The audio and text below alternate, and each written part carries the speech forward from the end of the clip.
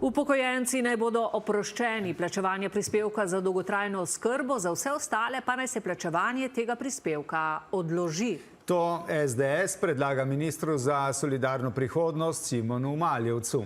Očitajo mu pobiranje davka na zalogo in prazne obljube.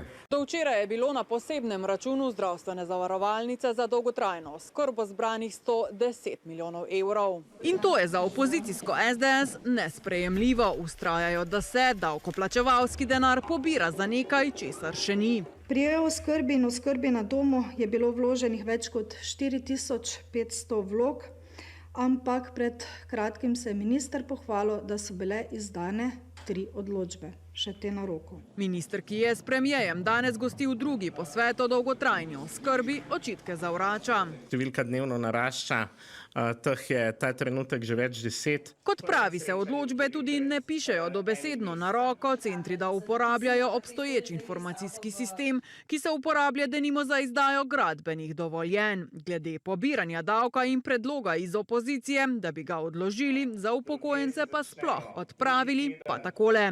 Brez financiranja dolgotrajne oskrbe ni, predvsem pa ni dostopne dolgotrajne oskrbe. Na Zavodu za zdravstveno zavarovanje zagotavljajo, da se sredstva zbirajo strogo namensko. Zavarovalnica v kratkem pričakuje račun za storitve e-oskrbe. Do konca meseca pa bodo 73 milijonov evrov preusmerili na Zavod za pokojninsko in invalidsko zavarovanje, in sicer za dodatek za pomoč in postrežbo.